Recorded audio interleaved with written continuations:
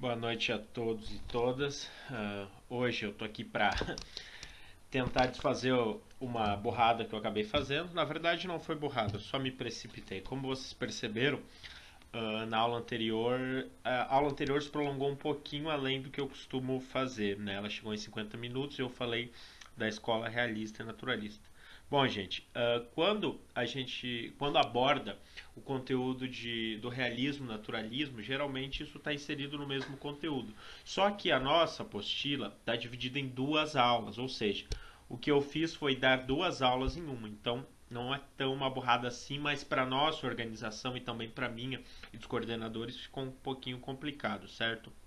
Logicamente, se vocês estão ouvindo tudo isso, significa que gravei uma aula, gravei um conteúdo para vocês. Não vou repetir tudo de novo, não faz sentido, o vídeo está ali, está disponível ao momento que vocês quiserem uh, retomarem o conteúdo, tirar suas dúvidas lá, assim como a resolução de exercício.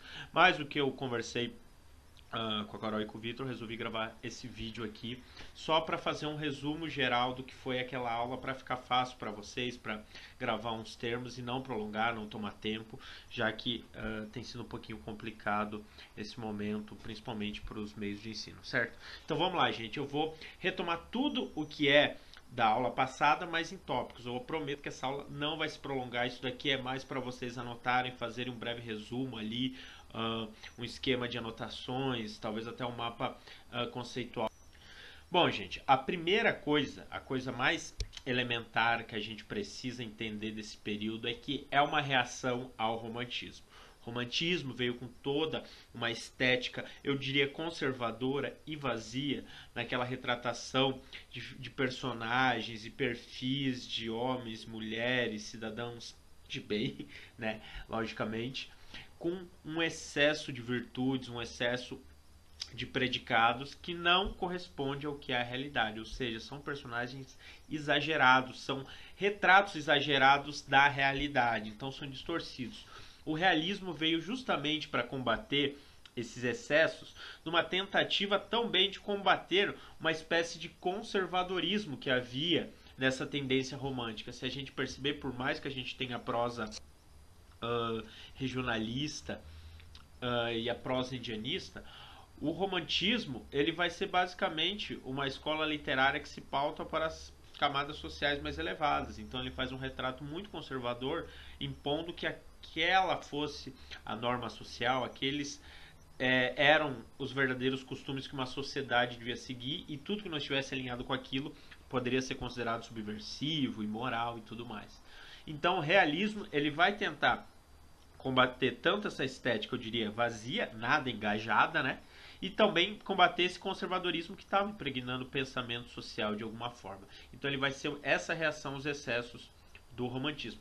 Mas para combater esses excessos e todo esse vazio estético, eles buscaram também se embasar em correntes de pensamento que estavam vigentes no na segunda metade do século XIX, né? Então partem de descobertas científicas, principalmente dentro do campo das ciências naturais, como o darwinismo, novas correntes filosóficas como o determinismo, que fazia uma análise social do indivíduo, tentando determinar quais seriam os principais elementos que iam ajudar a construir a sua condição existencial e também social. O socialismo como uma ideologia que vai de alguma forma buscar combater a luta de classe. Então a gente vê aqui que existe um engajamento político na tentativa do realismo em combater o romantismo, e o pessimismo filosófico muito em pauta dentro da obra e do pensamento do alemão Arthur Schopenhauer, que mais tarde inclusive vai influenciar o Nietzsche. Então essas vão ser as correntes de pensamentos que vão ajudar a trazer um novo olhar sobre a literatura e também sobre a sociedade, buscar analisar o homem pelo aquilo que ele é, pela sua origem, pela sua espécie, então o darwinismo, considerar o fator histórico, étnico e social para avaliar quem vai ser então o determinismo, considerar que existe uma luta de classe ali, ou seja, o indivíduo está inserido numa classe social e existe uma lógica que explique aquela condição, né, que pode ser uma condição no caso de injustiça social. Se ele for inserido naquela classe, de alguma forma pode haver uma injustiça social que justifique a presença dele naquela classe social mais baixa. E o pessimismo filosófico, essa filosofia do Schopenhauer, trazendo a impossibilidade do homem de ser feliz. Então aquela ideia de felicidade plena, aquela conquista, o amor da minha vida, tudo é belo, tudo é maravilhoso, lá presente no romantismo vai cair por terra a partir dessas lógicas de pensamento. Gente, vamos falar um pouquinho de Portugal e Brasil de uma forma bem breve, só para dar um resumo desses pontos. Bom, lá em Portugal, o realismo vai vir um pouco tardiamente, né? Na Europa toda estava mais pertinente, mas vai chegar um pouquinho tarde em Portugal, mas ele ainda vai ser capaz de promover algumas discussões, alguns conflitos de ideias que na verdade são críticas aos costumes da época, que estavam muito voltados para o conservadorismo, né? Como o realismo foi um combate aos excessos do romantismo, ele vai combater muito de ideias conservadoras que estavam presentes, e estavam presentes principalmente em autores românticos ou adeptos da estética, da proposta romântica em si. Então, em Portugal, a gente pode dizer que sim, houve um viés ideológico na tentativa de fundar o realismo dentro da literatura, porque promoveu discussões sociais e também discussões de cunho ideológico ligadas ao conservadorismo também, e toda uma libertação de classes. Essa discussão ela vai ficar bem pertinente numa situação que a gente conhece como a questão Coimbra, que foram alguns intelectuais como o Eça de Queiroz, o Antero de Quental, muito envolvidos em combater essas ideias contra autores que já estavam consagrados e outros intelectuais, catedráticos, que buscavam ainda defender aquela ideia romântica de uma sociedade totalmente plena, bela, cheia de costumes ultravalorizados em si, certo? E, como eles foram agentes dessa discussão, eles também vão produzir trabalhos que ajudem a retratar todo esse pensamento de combate ao romantismo. O Eça de Queiroz vai ser o autor mais pertinente da prosa portuguesa. Ele vai fundar, de alguma forma, o realismo em Portugal com a obra O Crime do Padre Amaro, que tem uma certa investigação do comportamento humano. Então ele vai ter uma tendência naturalista. Vamos colocar que o Eça de Queiroz é um autor presente do realismo com tendências naturalista. O naturalismo ele vai ser mais presente no Brasil do que em Portugal. Então, dentro do campo da prosa a gente tem o Eça de Queiroz, e no campo da poesia a gente vai ter dois autores, que é o Antero de Quental, que ele vai buscar uma poesia espiritualizada, um pouco movida pela fé, e também pela fé na luta de classe. Então é um socialismo quase que religioso que ele busca ali, na tentativa do socialismo substituir uma fé que anteriormente era uma fé cristã. E o Cesário Verde vai ter uma única obra que eu já falei, que é o livro do Cesário Verde, com um poema belíssimo, que é Sentimento Ocidental, que ele vai fazer algumas pequenas críticas e reflexões sobre o comportamento do homem dentro da humanidade. Então, esse é o panorama em Portugal. No Brasil, não vai haver tanta discussão ideológica. Na verdade, vai se tratar mais de uma análise, de uma crítica social sobre a sociedade da época, enfim, sobre uma decadência de costumes, né? Então vai ter uma produção mais forte dentro do naturalismo. Vai haver uma produção realista, sim, mas vai ser muito mais forte dentro do campo naturalista ali por conta de algumas ideias, né? E também pelo momento histórico. Quanto à produção realista, um autor que vai ser bem significativo é o Machado. Como eu já falei, o Machado fez parte do romantismo, teve algumas obras lá, mas fez uma transição do romantismo para o realismo, e a sua parte mais consistente e significativa fica dentro do campo realista. E a sua obra, a parte realista da sua obra vai ser bem significativa por três obras que a gente chama de trilogia realista, que é Memórias Póstumas de Brás Cubas, Quincas Borba e Dom Casmurro. E ali a gente vai ter toda uma observação social tratada com uma ironia, com pessimismo, com uma linguagem fina e ao mesmo tempo também um pouco humorado, um pouco ao mesmo tempo decadente, mostrando o que era a sociedade da época. O Machado vai trazer muito bem essa observação, principalmente do Rio de Janeiro no final do século XIX.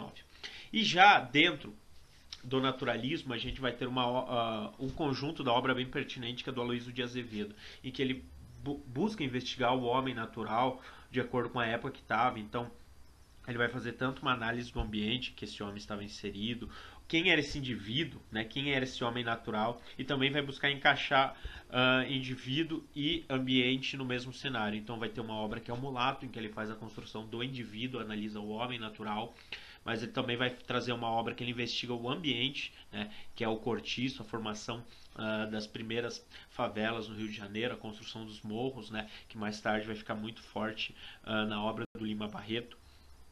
E depois ele vai trazer esse homem para o ambiente, falando na obra Casa de Pensão, que eu já comentei que é uma obra do vestibular da Federal, certo?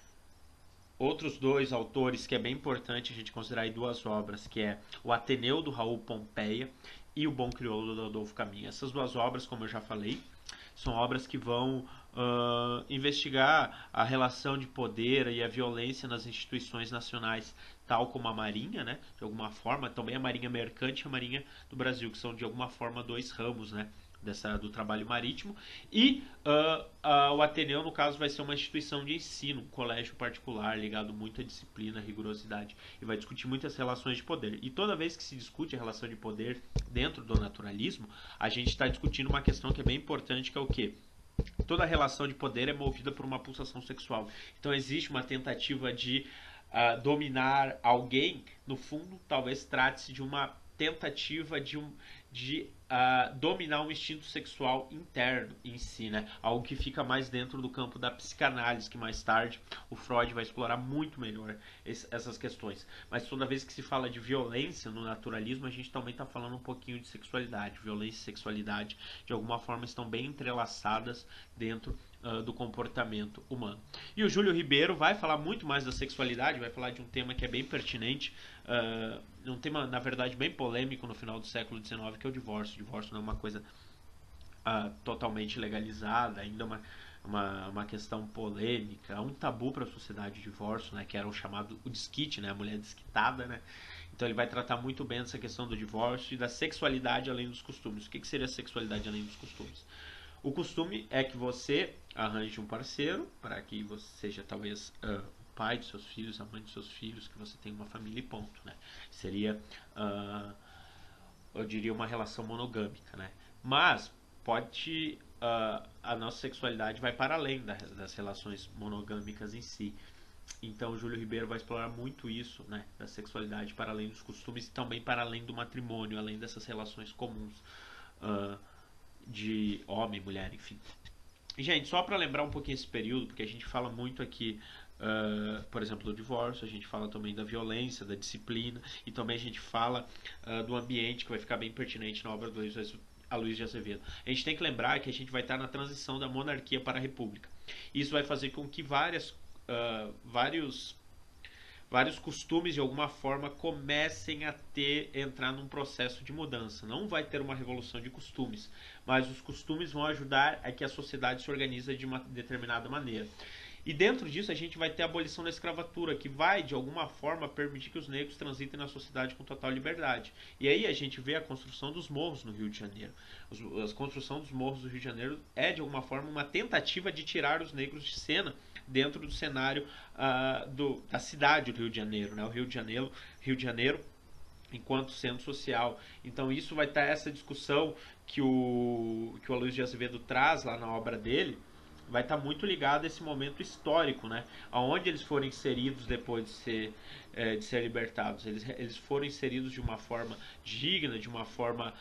eles tiveram alguma assistência social nesse momento? Não. Então, de alguma forma, ele vai discutir esses momentos. E isso são discussões periféricas, porque fogem daquela bolha que era a sociedade carioca da época, que era aquele costume conservador. Então essas discussões vão sair, vão ser periféricas. O termo periférico é aquilo que está ao redor do centro, está para longe do centro. Então essas discussões vão se realocar para outro. Bom, só para resumir, eu até me prolonguei aqui porque de alguma forma o realismo é um conteúdo que mexe bastante comigo, com meus ímpetos de estudo sobre literatura, e também ele funda uma nova lógica na literatura brasileira, mas só para resumir aqui que esses são pontos importantes para a gente gravar. Bom, gente, o realismo ele vai ser uma análise de perfil psicológico, ou seja, uma análise interna do indivíduo, aquilo que ele observa internamente da realidade de fora. Então, o realismo vai ser uma tendência psicológica interna. Já o naturalismo, ele é uma tendência do realismo. De novo, não vamos confundir. Existem o realismo, análise de perfil psicológica, existe o realismo-naturalismo. Não é uma outra escola literária. O naturalismo é uma tendência do realismo, que é a investigação biológica, um indivíduo externo, o que o indivíduo sente para além dos seus instintos, né? E eu quero que vocês gravem muito bem esse termo, que é zoomorfização, que é uma espécie de figura de linguagem que trata da equiparação, ou seja, de igualar o comportamento humano ao comportamento animal, que é muito fruto das descobertas de Darwin, com sua obra célebre A Teoria das Espécies, que busca entrelaçar o nosso passado com outros primatas em si. Gente, era isso, só queria dar um resumo, confesso que me prolonguei, esperava dar uma aula bem menor sobre isso. Logo a gente se vê aí, bom final de semana. Não sei quando essa aula vai ser gravada, espero que seja gravada, não postada, espero que seja gravada, postada no dia, enfim. Então, bom final de semana, se cuide, fiquem com Deus, um abraço, até breve.